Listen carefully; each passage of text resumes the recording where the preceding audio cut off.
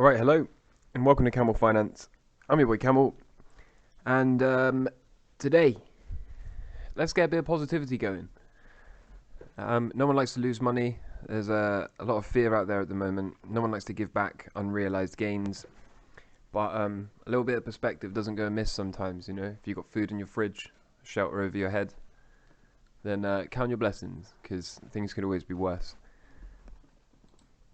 I just want to give a quick friendly reminder to keep your Bitcoin safe, and crypto if you've got crypto as well as Bitcoin.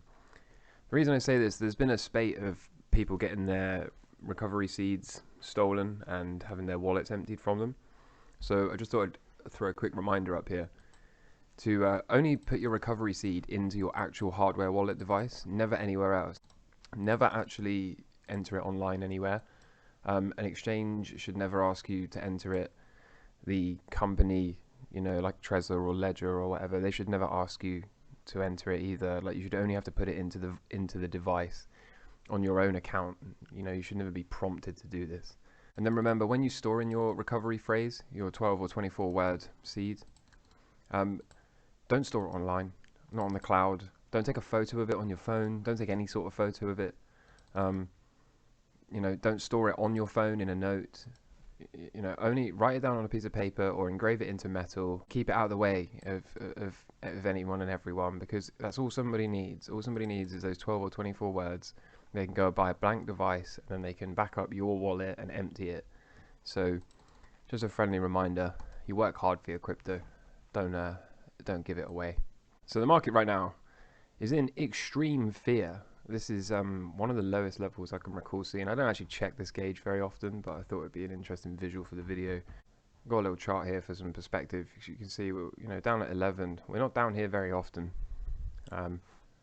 So the market's scared, and perhaps rightly so. Saylor is trending on Twitter. Michael Saylor, of course, being the CEO of MicroStrategy, and he's trending because he's put an awful lot of money into Bitcoin, and Bitcoin's price is going down at the moment. There's also this.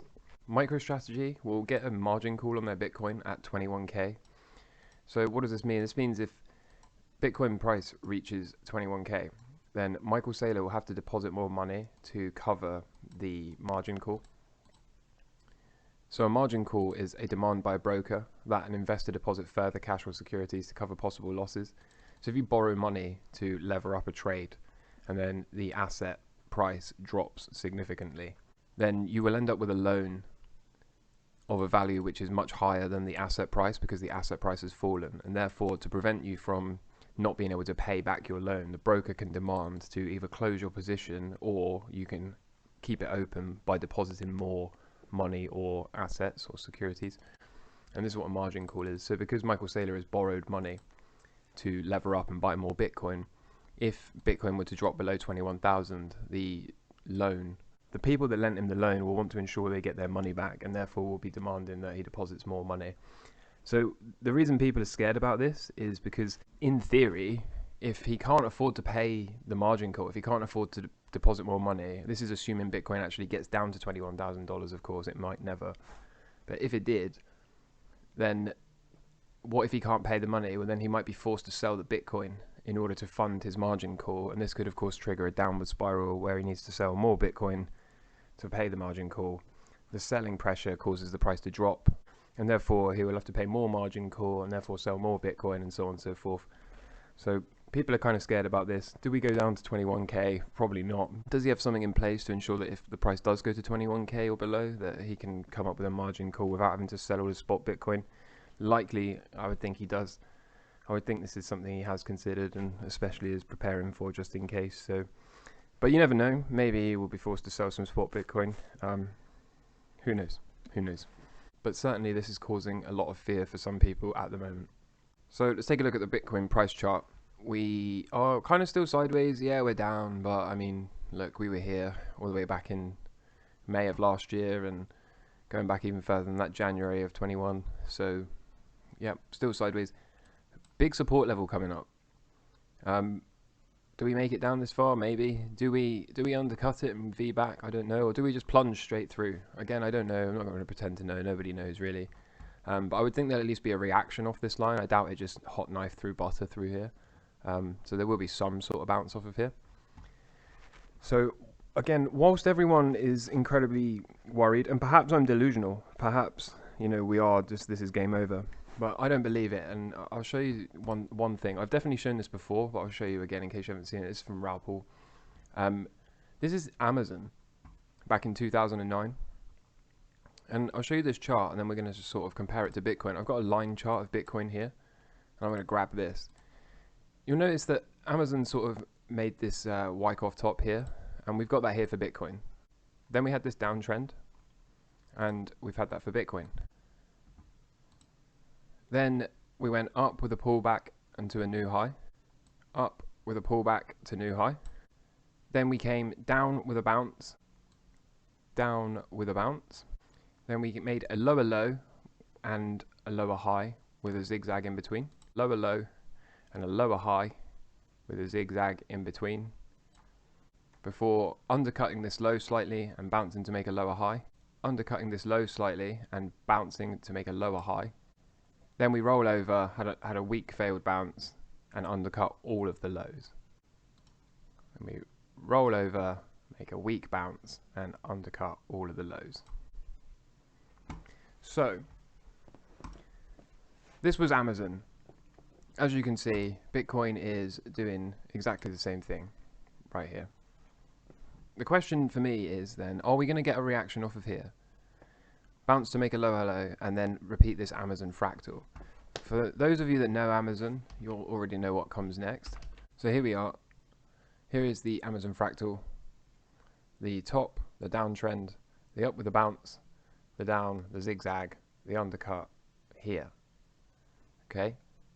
So what happens next is the question for Amazon. Here's another look with the candlesticks. What happens next with Amazon after we undercut this low is we start an absolutely enormous bull market that trends up and up and up and up and up and up and up forever forever and ever and ever and ever. Okay, so the question is, whilst everyone is bearish, whilst everyone is in extreme fear, whilst everyone is certain we're going to 21k to margin call Michael Saylor, I want to ask the question, is this a little bit overdone? Are we likely to actually get this fractal play out and start an enormous bull run having undercut the lows? You've got to think from a psychological standpoint. Once we lose these lows, an awful lot of people are going to be saying, that's it, we lost the lows, it's new lows, it's fresh lows, time to sell everything, time to sell everything. And wouldn't that be the perfect opportunity to undercut those lows, force everyone to sell, and then wick back up and lock them out before an enormous bull run? Now, I don't know what's going to happen. Obviously, I say this all the time. I have no idea. I'm not trying to predict anything. I'm just looking at data, and the data tells me that we're doing a very similar thing to what Amazon did right before it undercut its lows and then started an enormous bull market. An undercut of the lows for Bitcoin wouldn't necessarily have to be as low as 21k for Bitcoin, where we end up margin calling Saylor. We could easily just undercut these lows to 26, 27, even less than that. Could be 28k, just a slight undercut. Who knows? Nobody knows. But this fractal has me feeling that it might not be game over just yet. I also want to show you this from Blockchain Backer. This is Ethereum's progress compared to Bitcoin's 2018 top-in. And you can see at the moment, we've been following this fractal. We're coming in for these lows, due any day now, I suppose, before getting quite a strong bounce. Quite a strong multi-month bounce, I might add. And this shows enormous confluence with my original Bitcoin thesis of my purple box, in that we might just be about to find a low soon, perhaps in this green box area, then finally make it up into my purple box that I've been banging on about since the inception of this channel, before dropping into that 4-year cycle low. So I don't think it's over just yet. I remain positive. I'm always positive. No emotion in the market. Positive towards life. And when markets go mental, you know, step away from your screen. Don't watch every tick. There's really no reason to. If you found value here today, subscribe to the channel, like, comment, all of that good stuff. And Remember, stay positive. All the best. Take care. Bye.